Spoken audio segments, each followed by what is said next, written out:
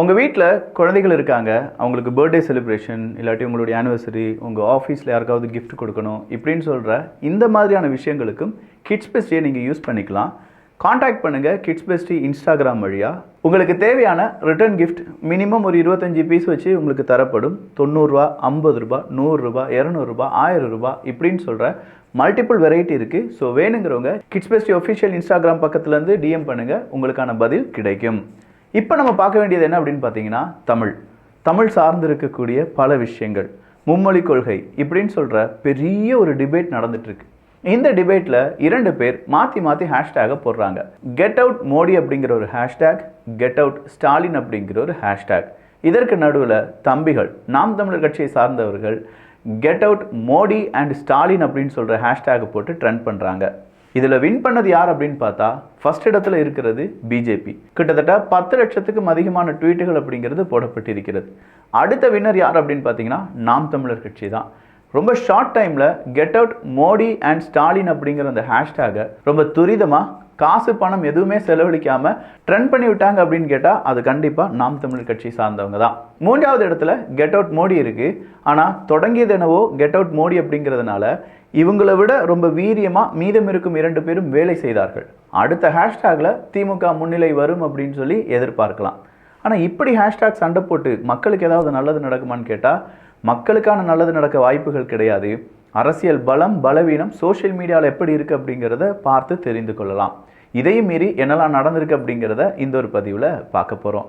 இது ஆழமான அரசியல் சதுரங்கம்.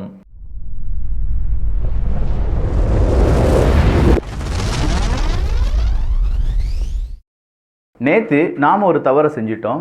அண்ணா சாலை அதுக்கு பதிலாக அண்ணா நகர் அப்படின்னு சொல்லிட்டோம். இவ்வளோ பெரிய தப்பு இல்லை, தெரியாமல் வந்துடுச்சு, மன்னிச்சுக்கோங்க. அப்போ அண்ணா சாலைக்கு வாங்க, வந்து பாருங்க அப்படின்னு சொல்லி உதயநிதி ஸ்டாலின் அவர்கள் கேட்கிறார். அண்ணாமலை அவர்கள் அண்ணா சாலைக்கு நான் தனியாக வரேன், இதனால் என்ன, என்னுடைய பாஜகவினுடைய நிர்வாகிகள் யாரும் வரமாட்டாங்க, நீங்கள் உங்களுடைய திமுக காரங்க எல்லாத்தையும் கூப்பிட்டுட்டு வாங்க, என்னன்னு பார்த்துடலாம் அப்படின்னு சொல்லி அண்ணாமலை அவர்கள் மறுபடியும் ஒரு சவால் கொடுக்குறாங்க. அடுத்ததாக இதற்கான பதிலை யார் சொல்கிறாங்க அப்படின்னு பார்த்தா, கேட்டது என்னமோ உதயநிதி ஸ்டாலின் அவர்கள் தான், பதில் சொல்வது என்னமோ இப்போதும் உதயநிதி ஸ்டாலின் அவர்களுடைய ஃபேன் அசோசியேஷனுடைய தலைவர் அப்படின்னு சொல்கிற அளவுக்கு இருக்கக்கூடிய அன்பில் மகேஷ் அவர்கள் தான். அவர் என்ன சொல்கிறார் அப்படின்னு பார்த்தா, அண்ணாமலை அவர்கள் வந்தாலும் ஒரு செல்ஃபி எடுத்து போடுவார் அப்படின்னு சொல்கிற மாதிரியான ஒரு கருத்தை பதிவு பண்ணியிருக்காரு. ஆனால் அதே அன்பில் மகேஷ் அவர்கள் இந்த மும்மொழி கொள்கை இல்லாட்டி புதிய தேசிய கல்விக் கொள்கை இருக்குது பார்த்தீங்களா, இந்த கல்விக் கொள்கையால் என்னென்ன இடர்பாடுகள் நடைமுறை பிரச்சனைகள் என்ன இருக்குது அப்படிங்கிறத ஒரு 12 ஐட்டத்தை அவர் லிஸ்ட் பண்ணி பேசுகிறார். அந்த 12 ஐட்டத்தில் கிட்டத்தட்ட ஒரு 4 to 5 இல்லாட்டி 6 அந்த ஒரு பாயிண்ட்ஸ் அப்படிங்கிறது எல்லாமே 1968 1932 அந்த மும்மொழி கொள்கையில் ஹிந்தி வந்தால் என்ன பிரச்சனையாக இருக்கும், தமிழ் எப்படி அழிந்து விடும், தமிழை அழிப்பதற்காக ஹிந்தியை அவர்கள் திணிப்பார்கள், ஹிந்தி ஆசிரியர்கள் இல்லை அப்படின்னு சொல்கிற ஒரு 6 to 7 பாயிண்ட்ஸ் அப்படின்னு சொல்லலாம். மீதம் இருக்கும் 5 பாயிண்ட்ஸ் அப்படிங்கிறது நடைமுறை சிக்கலாக என்னெல்லாம் இருக்குது, ஹிந்தி ஆசிரியர்கள் அப்படிங்கிறதும் தமிழ் ஆசிரியர்கள் இல்லாட்டி ஆசிரியர்களுடைய பற்றாக்குறை, அறிவார்ந்த நம்ம மாணவர்கள் இப்போது எப்படி ஜெயிச்சிட்டு இருக்காங்க, இந்த 3வது லாங்குவேஜ் அப்படிங்கிறது ஒரு சுமையாக மாறும் அப்படின்னு சொல்கிற பல கருத்துக்களை முன்வைத்திருக்கிறார்.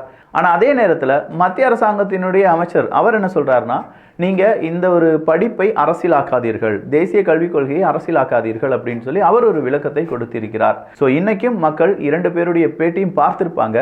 மக்கள் என்ன முடிவு எடுக்க போகிறாங்க அப்படிங்கிறதெல்லாம் நம்ம பொறுத்திருந்து பார்க்கலாம். ஆனாலும் இந்த அரசியல் சண்டையும் இல்லை தேசிய கல்விக் கொள்கை அப்படிங்கிறதுல இருக்கக்கூடிய நடைமுறை சிக்கல்கள் அப்படிங்கிறத இங்கே திமுக சொல்வதும், சிக்கல் இல்லை அப்படின்னு சொல்லி பாஜக சொல்வதையும் அரசியலாகவும் அரசியலுக்கு தேவையான சில முக்கியமான விஷயங்களாகவும் நாம் இங்கே பார்க்கலாம். சரி, இந்த அண்ணா சாலைக்கு வர சொன்னார்ல, அப்போ அண்ணா சாலைக்கு வர சொன்னோடனே இன்னைக்கு அதே கேள்வியை யார்கிட்ட கேட்குறாங்க, உதயநிதி ஸ்டாலின் அவர்கள்ட்ட கேட்குறாங்க. அண்ணா சாலையில் அண்ணாமலை அவர்கள் எங்கே வரணும் அப்படின்னு சொல்லி கேட்குறாங்க அப்படின்னு கேட்டதுக்கு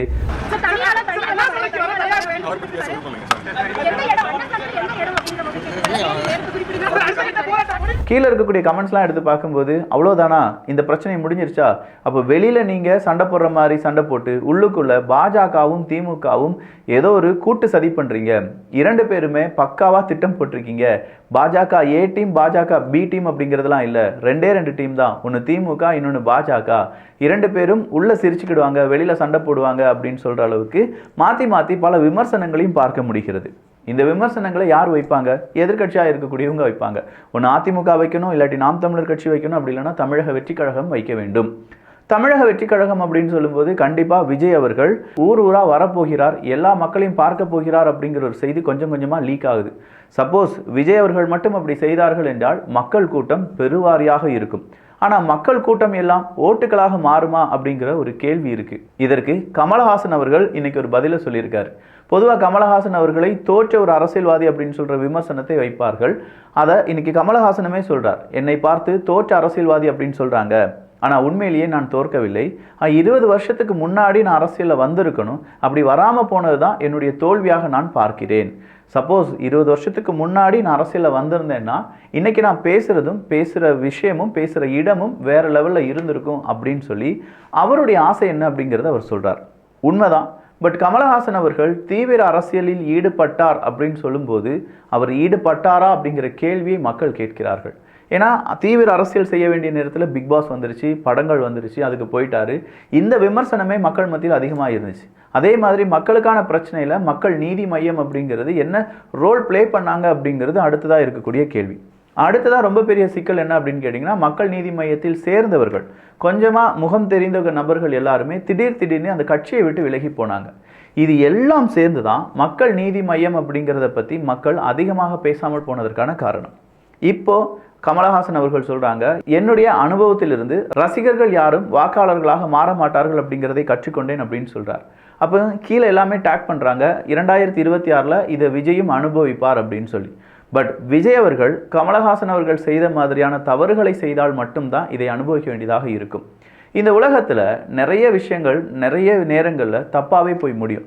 காமராஜர் தோற்ற மண்ணும் இதுதான். கக்கன் அவர்களாக இருக்கட்டும், சிவாஜி கணேசன் அவர்களாக இருக்கட்டும், இன்னும் ஏகப்பட்ட நபர்கள், ஏன் விஜயகாந்த் அவர்களாக இருக்கட்டும், இவங்க எல்லாத்தையுமே நம்ம தோற்கடிச்சிட்டோம் ஒரு கட்டத்தில். ஆனால் தோற்கடித்த பிறகு அவங்க இல்லாத போது நம்ம என்ன செஞ்சோம், ஐயோ அந்த மாதிரி ஒரு மனுஷன் இல்லாமல் போயிட்டாரு அப்படின்னு சொல்லி இரங்கல் வீடியோ எல்லாம் போடுவோம். அதே மாதிரி பல தலைவர்களை இப்போ இருக்கக்கூடிய இங்கே அதிமுகவாக இருக்கட்டும், திமுகவில், நாம் தமிழர் கட்சியில், தமிழக வெற்றி கழகத்தில், பாஜகவில், இதில் எல்லாத்துலேயுமே நல்ல நல்ல தலைவர்கள் இருக்காங்க. ஆனால் அவர்களுடைய வெற்றி இங்கே பதிவு செய்யப்படுமா, அவங்கள மக்கள் பார்ப்பார்களா, விரும்புவார்களா அப்படிங்கிற ஒரு பெரும் கேள்வி இருக்கிறது. ஒவ்வொருத்தரும் ஒவ்வொரு கட்சியை பார்க்காமல் வேட்பாளர்களை மட்டும் பார்த்து ஓட்டுகள் போட்டாங்க அப்படின்னா இங்கே வேற லெவல் மாற்றமாக இருக்கும். ஆனால் என்ன, நமக்கு அது பழக்கமே இல்லை பாருங்க. நாங்கள் 2 பரம்பரையா 3 பரம்பரையா ஒத்த பரம்பரையா தாத்தா பாட்டி காலத்துலேருந்தே இவங்களுக்கு தான் ஓட்டு போடும், இவங்களுக்கு ஓட்டு போட மாட்டோம், இவங்க அப்படித்தான் அப்படின்னு சொல்லி நரேட்டிவ்ல மாட்டி மிகப்பெரிய அளவில் வரலாற்று புனைவுகளில் மாட்டி நம்ம என்ன செஞ்சுட்டு இருக்கோம்னா நம்முடைய ஓட்டுக்களை நம்ம வீணடிச்சிட்டு இருக்கோம். இந்த முறையாவது நம்முடைய தலைமுறைக்கு இவங்க நல்லது செய்வாங்களா இல்லை கெட்டது தான் செய்வாங்களா, வெறும் பேச்சு மட்டும்தானா, உருட்டு மட்டும்தானா, வடை மட்டும்தான் சொல்கிறாங்களா அப்படிங்கிறதெல்லாம் பார்த்துட்டு நல்ல கேண்டிடேட்டுக்கு உங்களுடைய வாக்கை பதிவு செய்யுங்க. 500 ரூபாய் வாங்கிட்டேன், 1000 ரூபாய் வாங்கிட்டேன், சத்தியம் பண்ணி கொடுத்துட்டேன், அதனால் நான் இவங்களுக்கு தான் ஓட்டு போடுவேன் அப்படின்னா சத்தியமாக சொல்கிறேன், உங்களை யாராலையுமே காப்பாற்ற முடியாது. ராமநாதபுரம் அருகே மணல் கடத்தல் குறித்து புகார் அளித்த விவசாயி மீது தாக்குதல். ஜெகபர் அலியை கொன்னுட்டீங்க, இப்போ விவசாயி மீது தாக்குதல், இன்னொருத்தரை கூட்டுட்டு போய் அடிச்சு விட்டுருக்கீங்க அப்படின்னு சொல்கிற ஒரு பிரச்சனை. அது இல்லாமல் ஏகப்பட்ட இடத்துல கனிமவள திருட்டு அப்படிங்கிறதெல்லாம் நீங்கள் கண்கூட பார்த்துட்ருக்கீங்க. இனி வரும் காலங்களில் நாம மட்டும்தான் இருக்கும், நாமக்கல் இருக்காது அப்படின்னு சொல்கிறாங்க. ஏன்னா கல்லே இருக்காது, கல்லை தான் உடச்சி எடுத்துகிட்டு போயிட்டுருக்காங்களே, மலையை பெயர்த்து எடுத்து போயிட்டுருக்காங்களே. மலைமொழிங்கி மகாதேவன்களை பார்க்க வேண்டும் என்றால் வாருங்கள் தமிழ்நாட்டுக்கு, உங்களை அன்புடன் வரவேற்கிறோம். பெரிய பெரிய புராணங்கள்லாம் சொல்லுவாங்க தெரியுமா, இந்த மலையை அசால்ட்டாக தூக்கிட்டார் அவர் அப்படின்னு சொல்லி. உண்மையிலேயே நடக்குதுங்க. அந்த மலையை அசால்ட்டாக தூக்கிடுறாங்க, 2-3 வெடி வெடிக்கிறாங்க, 4-5 கண்டெய்னர் லாரியை கொண்டு வராங்க, தூக்குறாங்க, அந்த மலை காணாமல் போயிடுது. இதை தான் நம்ம புராணங்களில் ரொம்ப எக்ஸாஜரேட் பண்ணி சொல்லியிருக்காங்க போல். ஆனால் இங்கே கண்கூட நம்ம பார்த்துட்ருக்கோம் அப்படிங்கிறதும் உண்மை. அடுத்து அதிமுகவினுடைய இப்போ இபிஎஸ் ஓபிஎஸ் அப்படிங்கிற 2 அணிகள் இருக்குது. இதில் ஓ பன்னீர்செல்வம் அணி இருக்குல்ல, அதில் இருக்கக்கூடிய நபர்கள் நிறைய பேர் விஜய் அவர்களை பற்றி அதிகமாக பேச ஆரம்பிச்சிருக்காங்க. ஒருவேளை விஜய் அவர்களுடைய அந்த கட்சியில் போய் இணைவதற்கான இல்லாட்டி வேறு விதமான கூட்டணி வைப்பதற்கான வாய்ப்புகள் இருப்பதாகவும் சொல்லப்படுகிறது. இன்னும் 2 மாதங்களில் மூளை முடுக்கில் இருக்கக்கூடிய அத்தனை நபர்களையும் சந்திப்பதற்கு விஜய் அவர்கள் வரப்போகிறார்கள் அப்படிங்கிற ஒரு தகவலை இன்னைக்கு தாவேகாவினுடைய பொருளாளர் வெங்கட்ராமன் அவர்கள் கூறியிருக்கிறார்கள். இது அரசியலில் பெரும் மாற்றத்தையும் எதிர்பார்ப்பையும் ஏற்படுத்தலாம். அடுத்ததா நம்ம அண்ணன் காங்கிரசினுடைய மாநில தலைவர் வேற யாரும் கிடையாதுங்க, செல்வ பெருந்தகை அவர்கள் தான். இதே செல்வ பெருந்தகை அவர்களை மாற்ற வேண்டும் அப்படின்னு சொல்லி காங்கிரஸ்ல உட்கட்சி பூசல் ஒன்று நடந்துட்டு இருக்காமே, யாருக்காவது தெரியுமான்னு கேட்டா ஊருக்கே தெரியும். ஆனா என்ன, செல்வ பெருந்தகை அண்ணனுக்கு மட்டும் அது தெரியாம இருக்கோ என்னமோ. கூலா வந்து மனுஷன் இன்னைக்கு பேட்டி கொடுக்கிறார். அதெல்லாம் ஒரு ட்வீட்டா, அது பேர் ட்வீட்டு. அதை 10 லட்சம் பேர் பாக்குறாங்கன்னா இவங்க பணம் கொடுத்து பார்க்க வைக்கிறாங்க. ஆனால் மாண்புமிகு முதலமைச்சரையோ திராவிட முன்னேற்ற கழக தலைவரை கெட் அவுட் சொல்வதற்கு இவருக்கு அருகதை இருக்கு. இவர் யாரு?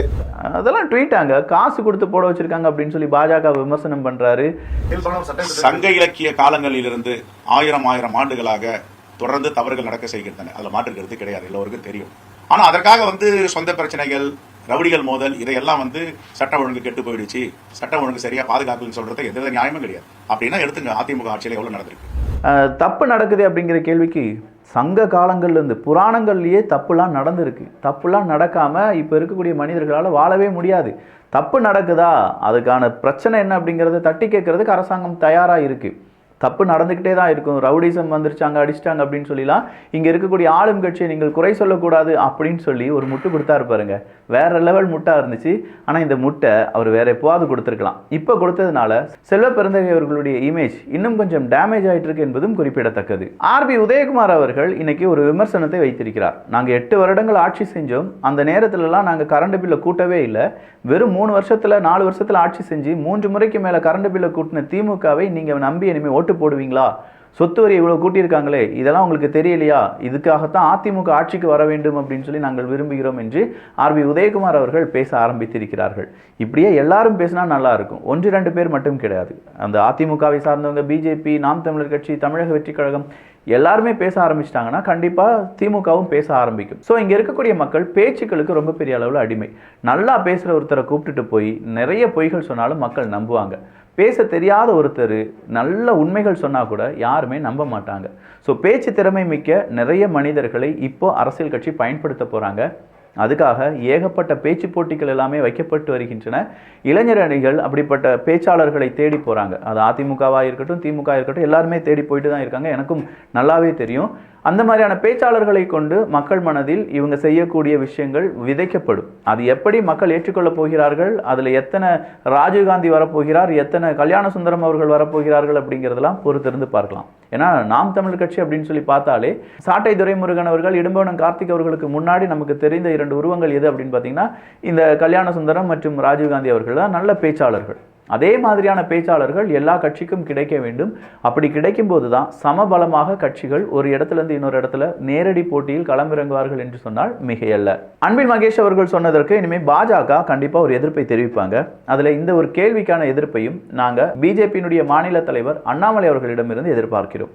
ஹிந்தி 56 லாங்குவேஜை விழுங்கி விட்டது, அடுத்ததாக தமிழையும் விழுங்க காத்து கொண்டிருக்கிறது அப்படின்னு சொல்கிற ஒரு பெரும் குற்றச்சாட்டை முன்வைக்கிறார் அன்பில் மகேஷ் அவர்கள். உண்மையிலேயே 56 லாங்குவேஜை விழுங்கியது ஹிந்தி தானா, இல்லை அதுக்கு பின்னாடி வேறு ஏதாவது அரசியல் இருக்கா? அதை பிஜேபியினுடைய தலைவர்கள் இல்லாட்டி பிஜேபியை சார்ந்தவர்கள் யாராவது கொஞ்சம் எக்ஸ்பிளைன் பண்ணிங்கன்னா நல்லா இருக்கும். ஏன்னா தமிழக மக்களிடம் இது ஒரு பேசு பொருளாக மாற வாய்ப்புகள் இருக்குது. 56 லாங்குவேஜை முழுங்கிருச்சு ஹிந்தி, அடுத்ததாக தமிழ் தான் அப்படின்னு சொல்கிறது ஒரு பேசு பொருளாக மாறுறதுக்கான வாய்ப்புகள் இருக்குது. அதுக்கான உண்மைத்தன்மையை நாங்களும் தெரிந்து கொள்ள ஆசைப்படுகிறோம். ஸோ நிறைய விஷயங்கள் பார்த்திருக்கிறோம். இந்த செய்திகளை பற்றி உங்களுடைய கருத்துக்கள் இங்கே வரவேற்கப்படுகின்றன.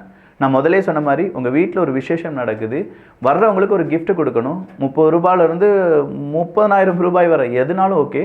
பட் ஒரு கிஃப்ட் கொடுக்கணும் அப்படின்னா அதுக்கான ஐடியாஸ் கஸ்டமைஸ்ட் இல்லாட்டி நம்மகிட்ட இருக்கக்கூடிய ப்ராடக்டை வச்சு ஒரு சின்ன கிஃப்ட் ஹேம்பர் மாதிரிலாம் செய்யணும்னு நீங்கள் நினச்சிங்கன்னா கிட்ஸ் பெஸ்டி ஒஃபிஷியல் அப்படிங்கிற நம்முடைய இன்ஸ்டாகிராம் பக்கம் இருக்குது. அதில் டிஎம் பண்ணுங்கள். உடனுக்குடன் உங்களுக்கான தேவை என்ன, அதற்கான சொல்யூஷன் என்ன அப்படிங்கிறதுக்கான பதில் கிடைக்கும். நல்லதை பகிர்ந்து நல்ல சமுதாயத்தை உருவாக்குவோம். நன்றி, வணக்கம்.